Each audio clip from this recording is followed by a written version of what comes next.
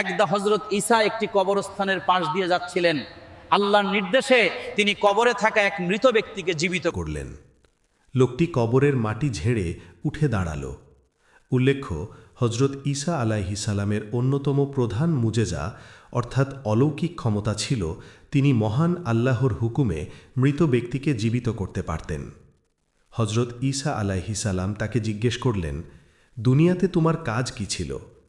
লোকটি উত্তর দিল, হে আল্লাহর নবী, আমি একজন কুলি ছিলাম।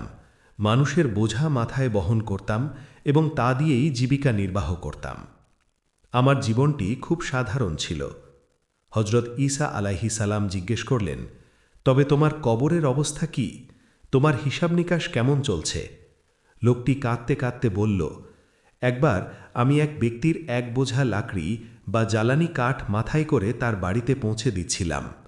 পথিমধ্যে আমার দাঁতের ফাঁকে কিছু একটা আটকে গিয়েছিল।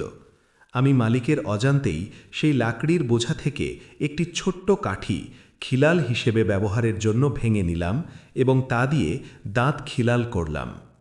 এরপর যখন আমার মৃত্যু হল, আল্লাহ তাআলা আমাকে বললেন, হে আমার বান্দা, তুমি কি জানতে না যে আমি তোমাকে আজ এই হিসাবের কাঠগড়ায় দাঁড় করাব? অমুক ব্যক্তি তার টাকা দিয়ে কাঠ কিনেছিল এবং তোমাকে মজুরি দিয়েছিল তা বয়ে নেওয়ার জন্য। তুমি সেই মালিকের অনুমতি ছাড়া কেন একটি কাঠি ভেঙে নিলে? হে আল্লাহর নবী, আল্লাহর কসম, আমি আজ 40 বছর ধরে এই একটি মাত্র খড়কুটোর হিসাব দিয়ে যাচ্ছি, কিন্তু আজও মুক্তি পাইনি। দয়া করে আপনি আমার জন্য আল্লাহর কাছে সুপারিশ করুন। আমরা অনেক সময় অন্যের অতি ক্ষুদ্র জিনিস অনুমতি ছাড়া ব্যবহার করি। আমরা একে খুব তুচ্ছ মনে করি, কিন্তু মনে রাখতে হবে আল্লাহর কাছে আমানত অত্যন্ত গুরুতর বিষয়।